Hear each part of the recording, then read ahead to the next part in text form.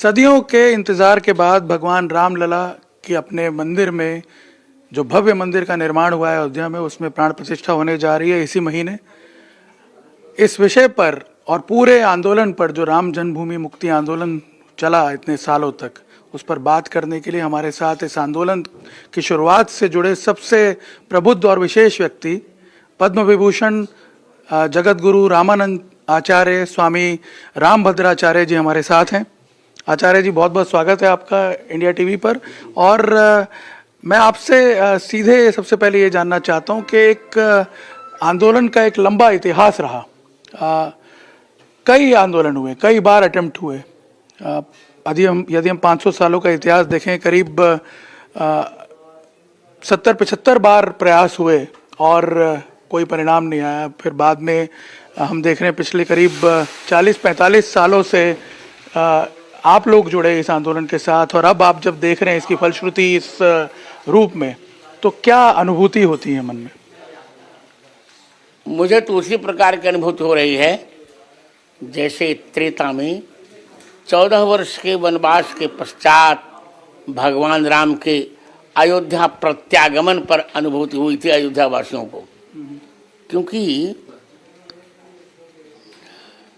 6 जून 1528 को बाबर के सेनापति मीर बाकी ने 1,75,000 हिंदुओं की हत्या करके राम मंदिर तोड़वाया था, जो कुश के राम जी के पुत्र कुश के द्वारा बनवाया गया था।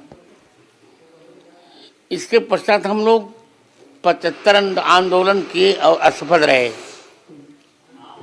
और लगभग 2 लाख हिंदुओं की हत्या भी हुई। मैं तो कहूँगा बलिदान हुआ। 1984 के 6 अक्टूबर को हम सब लोग मिले श्री अयोध्या में। उसमें स्वर्गीय अशोक सिंघल जी, गिरिराज जी, अवैद्यनाथ जी, रामचंद्र दास जी परमहंस, नृत्य गोपाल दास जी और मैं स्वयं, हम लोगों ने आंदोलन को प्रारंभ किया और एक प्रतिज्ञा ली कि अब यह आंदोलन तब तक नहीं विश्राम लेगा जब तक हम अपने लक्ष्य को नहीं प्राप्त कर लेंगे। और यह वाक्य, यह उद्घोष किया, कार्यम वा साधयेयम देहम वा पातयेयम। उस समय भाजपा की स्थिति संसद में केवल 2 सीटों की थी। 1988 में आकर भाजपा अपनी लगभग 80 सीटों के साथ या 85 के साथ आई। विश्वनाथ सिंह को समर्थन दिया। जब आंदोलन में आडवाणी की रथ यात्रा रोकी गई, तब अटल जी थे, अटल जी ने समर्थन वापस ले लिया। विश्वनाथ की सरकार गिर गई, विश्वनाथ प्रताप की सरकार गिरी। इसके बाद मुलायम सिंह वहाँ थे ही मुख्यमंत्री। 1990 का वह करुण क्रंदन आज भी नहीं भूलता, जब 31 अक्टूबर 1990 और 2 नवंबर 1990 को मुलायम सिंह ने खून की होली कर दी। निहत्थे राम भक्तों पर गोली बरसाई गई और सरयू माता निहत्थे राम भक्तों के खून से लाल हो गई। पर हम लोगों ने हार नहीं मानी और 6 दिसंबर 1992 को ढांचा ढाया गया। मैं तो कहूँगा कार्य सेवक का अवतार भगवान का हुआ। 11:45 से प्रारंभ हुआ और 4:47 तक हम सब ने अनुभूति की कि भगवान का कार्य सेवक का अवतार ही हो गया था। वो ढांचा टूटा, रामलला जी स्थापित हुए, अस्थाई मंदिर बने, चबूतरा बनाया गया। फिर टेंट में रामलला जी रहे। कांग्रेस सरकार आई, नरसिम्हा राव उसमें प्रधानमंत्री थे। जहां जहां भाजपा सरकारें थी सब में राष्ट्रपति शासन लागू कराया गया। उस समय जेल, हम लोग जेल गए, डंडे खाए। 8 दिन तक मैं भी जेल में था। सत्ता की नजरबंद हुए।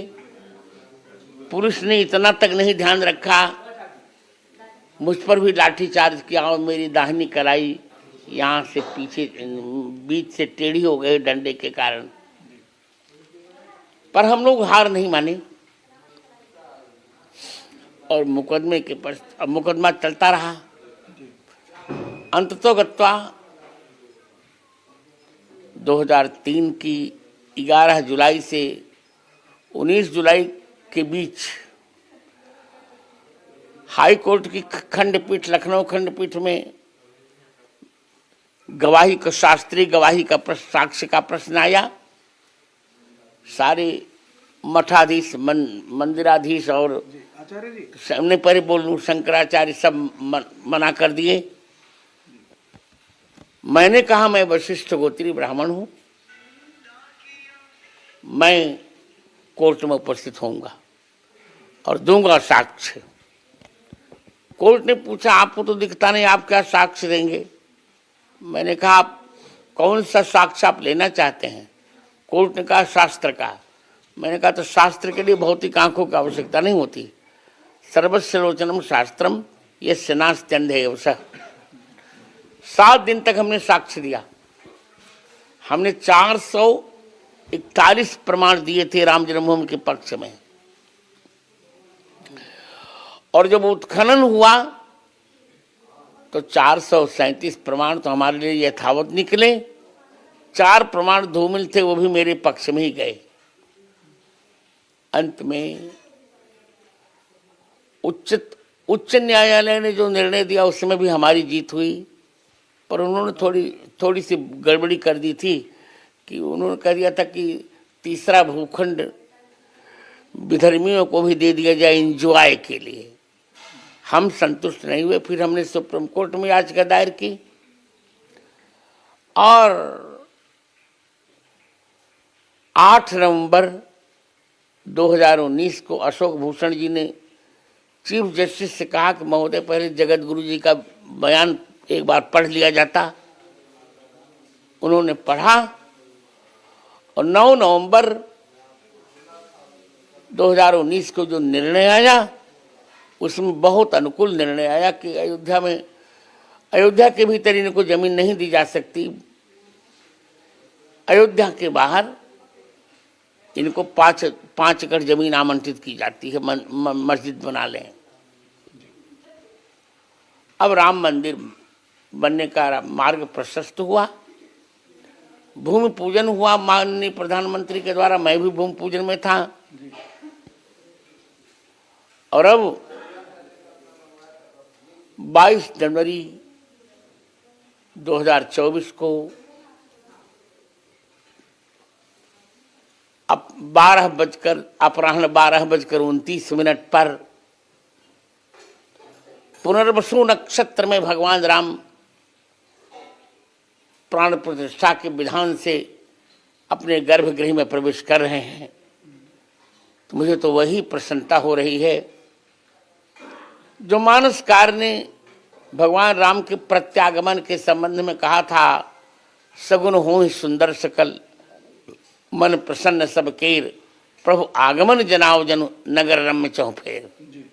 गुरुजी एक चीज मैं जानना चाहता हूँ इसी उपलक्ष्य में कि जब पहले जाते थे अयोध्या भक्तगण तो वहाँ देखते थे उस विवादित ढांचे को या खंडित जो पूरा पड़ा हुआ था, तब उन्हें जो अनुभूति होती होगी शायद उसमें द्वेष होगा, उसमें पीड़ा भी होगी। लेकिन अब जब वो देखेंगे इस भव्य मंदिर को, इस दिव्य मंदिर को, तब आप क्या मानते हैं, किस प्रकार का भाव उनके मन में? वही उत्तर मैंने आप दे दिया। त्रेता में जैसा राम जी के लौटने पर भाव हुआ था अयोध्या वासियों को, वही भाव होगा। एक बात मैं और बीच में कह लूं निर्णय जी, ये राम मंदिर देखने में लग रहा है राम मंदिर है, पर न्यायतः भारत के स्वाभिमान का ये मंदिर है, भारत के मंगल का मंदिर है, भारत की मर्यादा का मंदिर है, सनातन धर्म के मंगल का मंदिर है। राम मंदिर। बिल्कुल, जैसे कि कहा जाता है ना, वर्षों की जो गुलामी रही, उस मानसिकता ने हमारे जो आ, एक तरह से सामाजिक जीवन में एक विग्रह पैदा कर दिया था। आपको क्या लगता है अब इस मंदिर के निर्माण के बाद किस प्रकार का के समाज का निर्माण आप होते हुए देख रहे हैं? हम तो अच्छा देख रहे हैं, और राम विरोधी जाने वो क्या चाहते हैं। हम तो यही कह रहे हैं कि हमको 3 स्थान तो चाहिए ही चाहिए। अक्षर क्रम से अ का म। अ से अयोध्या हमें चाहिए, वो मिल गई। का से हमें काशी विश्वनाथ चाहिए, और म से मथुरा कृष्ण जन्मभूमि चाहिए। अब उस दिशा में भी हम देख रहे हैं कि कार्य प्रगति पे आप क्या मान रहे हैं? क्या इसके बाद जो लक्ष्य है आगे हम सफल होंगे। अच्छा, मैं ये एक और चीज जानना चाहता था। आपने अभी जैसे मुकदमे की बात कही, मुकदमे का जिक्र किया, उस समय लगभग सभी शंकराचार्यों को भी अप्रोच किया गया था कोर्ट में अपना पक्ष रखने के लिए, लेकिन उन्होंने मना कर दिया था। और मैंने कहा कि देखो, मैं वशिष्ठ गोत्री ब्राह्मण हूँ, और मैं भी प्रतिभा संपन्न व्यक्ति हूँ। जजेज कोई भगवान नहीं होते, वो भी पढ़ते लिखते, मैं भी पढ़ लिख के आया हूँ। वे भले गोल्ड मेडल्स ना हो, मैंने 9 गोल्ड मेडल जीते हैं, और मैंने अपने एजुकेशनल करियर में 99 से कभी नीचे देखा ही नहीं। मेरे परसेंटेज भी इतने रहे हैं। वो क्या प्रश्न करेंगे, मैं देखता हूँ। गया मैं, और भारत माता का आशीर्वाद था, भगवान राम का प्रसाद, कि मुझे चुप कराने के लिए विपक्षियों ने विपक्षी वकील को $45,000 दिए थे। मुझे प्रमाण मिल गए कि या तो जगत गुरु जी को चुप करा दिया जाए, या असंतुलित कर दिया जाए, या इनकी हत्या कर दी जाए, पर कुछ नहीं हुआ। मैं अपने एक एक उत्तर में उनके 50-50 प्रश्नों को समाप्त करता था। अन्य गवाहों को उन्होंने 9 महीने रुलाया, और मैंने 7 दिन में उनको उसी प्रकार निरुत्तर करके रखा जैसे कोई नींबू निचोड़ देता है। और जज को भी कहना पड़ा, मुस्लिम जज को कहना पड़ा, sir you are divine power. बिल्कुल, और हमने देखा आपकी गवाही एक बहुत बड़ा आधार भी बनी उस वक्त जो ये जजमेंट आया है। काफी सारे साक्ष्य आपने रखे थे, और शास्त्रों के कई इंटरप्रिटेशन आपने उसमें रखे थे। हाँ जी जी, जिसमें आपने रामायण का जिक्र किया, जिसमें आपने रामायण का जिक्र, रामायण की चर्चा की, उपनिषदों की चर्चा की, सतपथ ब्राह्मण की चर्चा की, वेदों की चर्चा की, मैंने ज्योतिष की चर्चा की, सारी चर्चा की। तभी तो जज ने कहा यू आर डिवाइन पावर। एक और बात अभी जो प्रासंगिक है वो आपसे पूछना चाहता हूँ। आपने देखा प्रधानमंत्री नरेंद्र मोदी मौजूद रहेंगे उस वक्त जब प्राण प्रतिष्ठा होगी, और शुरू से वो भी इस आंदोलन में उनकी भूमिका रही। हमने कई उनके लेख पढ़े जिसमें वो बताते हैं कि भाई राम मंदिर जो है वो एक सामाजिक सद्भावना का बड़ा केंद्र बनेगा। मंदिर निर्माण को जिस अर्थ में उस वक्त प्रचार किया जा रहा था आंदोलन के वक्त, तब उन्होंने शायद ये लिखा था। और आज जिस प्रकार से घटनाक्रम आगे बढ़ता हुआ दिख रहा है, आपको क्या लगता है कितनी यथार्थ होती हुई दिख रही है ये बात? आडवाणी की जब रथ यात्रा निकली थी, उस समय रथ यात्रा के व्यवस्थापक नरेंद्र भाई मोदी थे।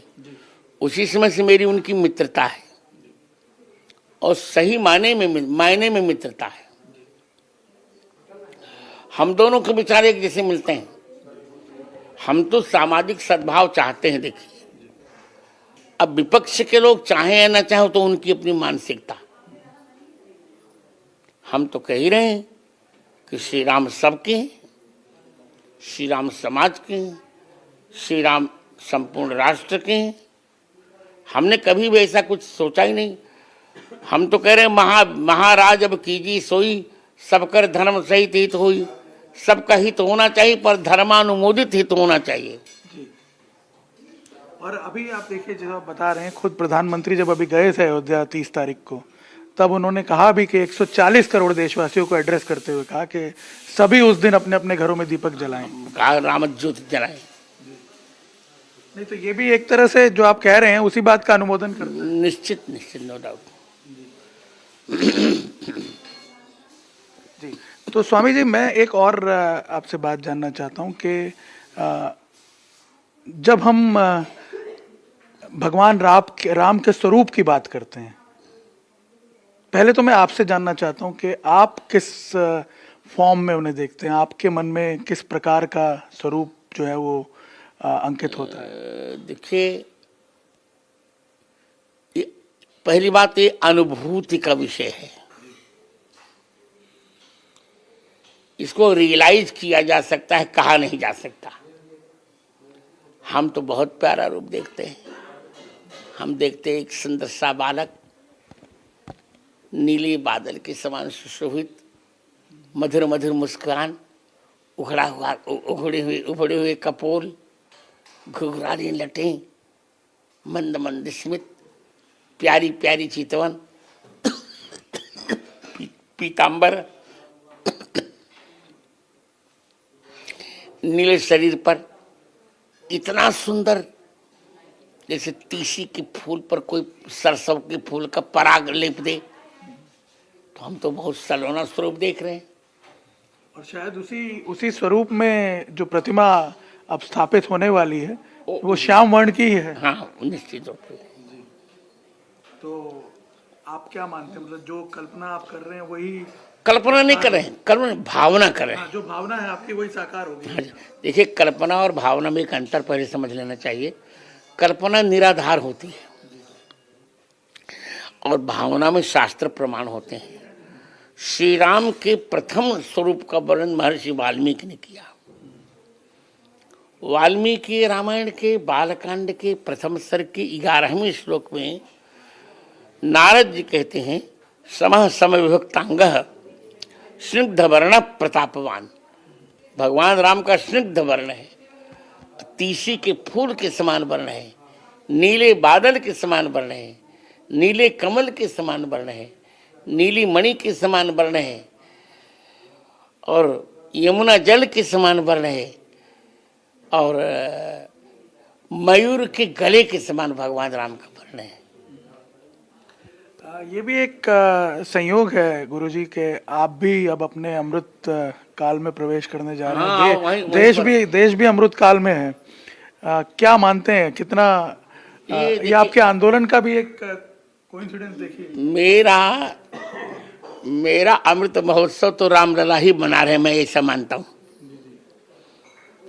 हमारे युवराज यदि मेरे उत्तराधिकारी वहीं अयोध्या में है भी, और बहुत खर्च हो रहा है मेरे अमृत महोत्सव में। हमने तो मना किया था, सबने, बच्चों ने कहा नहीं, अब रामलला जी की आपने गवाही दी है, आपकी गवाही से रामलला जी का निर्णय आया है, तो अब रामलला की प्रेरणा है तो मानने दिया जाए। मैं कहा चलो आनंद करेंगे, हम भी भगवान राम के सामने बर्थडे बॉय बन जाएंगे, क्या बिगड़ जाता है। बिल्कुल।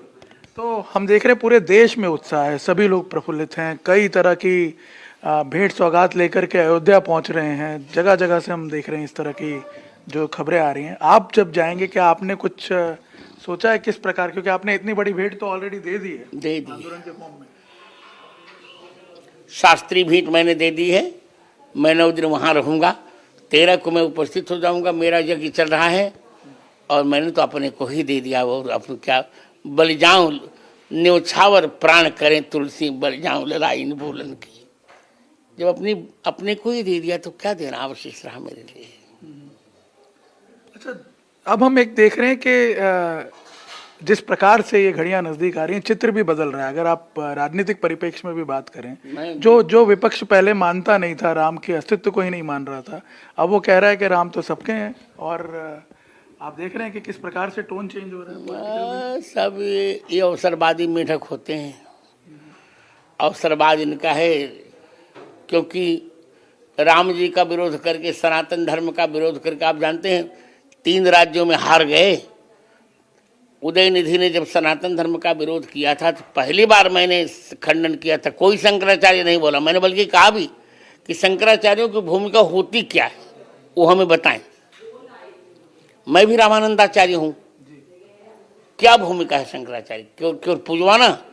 शंकराचार्य की भूमिका यह है कि जब जब सनातन धर्म पर कुठाराघात हो तब तक वो बोलें, विरोध करें, मुखर हों। पर केवल मैं मुखर हुआ और मैंने कह दिया था कि सनातन धर्म का विरोध करने वालों को दंड मिलेगा, और चुनाव ने दंड दे दिया। 2024 में भी दंड मिलेगा, अच्छा, मिलेगा। तो इससे अगर बचना है तो विपक्ष को क्या एडवाइस क्या करेंगे आप? विपक्ष कुछ समझने को तैयार नहीं, मूर्ख हृदय नचेत जो गुरु मिले बीरेन से, उनको क्या एडवाइस। जिस हिंदू राष्ट्र की हम कल्पना करते हैं, जिस हिंदू राष्ट्र का हम सपना देख रहा है देश, आप क्या मानते हैं, क्या उस काल का प्रारंभ हो चुका है? हिंदुओं के उत्कर्ष का प्रारंभ तो हो चुका है। अब हिंदू राष्ट्र बनेगा कि नहीं बनेगा तो संविधान की स्थिति है, पर हम इतना मानते हैं कि अब हिंदुओं का हम लोगों ने बहुत अपमान सह लिया। अब हम प्रत्येक अपमान के बदला लेने की स्थिति में आ गए। प्रत्येक अपमान का बदला लेने की स्थिति में हम आ गए। तो ये जो प्रेजेंट जनरेशन है, हाँ जी। मैं आखिरी सवाल आपसे पूछूं। हाँ जी। जो प्रेजेंट जनरेशन है जिसने इस पूरे कालखंड को नहीं देखा है आंदोलन के, आज वो उसका जो फलश्रुति है वो देख रही है, उसके लिए क्या मैसेज है आपका? मैं उसके क्योंकि लिए वो शायद इसकी गंभीरता नहीं समझते। 3 बातें। अब तो बचपन को प्रबुद्ध करना होगा, यौवन को शुद्ध करना होगा और वृद्धावस्था को सिद्ध करना होगा। और अब हम विकसित भारत बनाएंगे। मोदी का सपना जो है वो 25 वर्षों का है। यदि हमारा युवक तन्मय रहा तो हम 10 वर्ष में ही विकसित भारत बनाएंगे। अब जब ये सपना साकार होते हुए दिख रहा है, मुझे एक बात बताइए, आप एकदम ऑनेस्टली, कि जब ये आंदोलन शुरू हुआ था तब क्या मन में ऐसा भाव था कि ये हो पाएगा संपूर्ण? था, हम सफल होंगे ऐसा हमारे मन में था। मैं ऑनेस्टली कह रहा हूं, मुझे आत्मविश्वास था। मैंने निरंतर कहा, यहाँ तक कि 6-7 वर्ष पहले मैंने समय तक बता दिया था कि इस समय तक निर्णय आ जाएगा। मैंने कह दिया था कि 2019 के 6 दिसंबर के पहले निर्णय आकर रहेगा। मैंने भविष्यवाणी भी कर दी।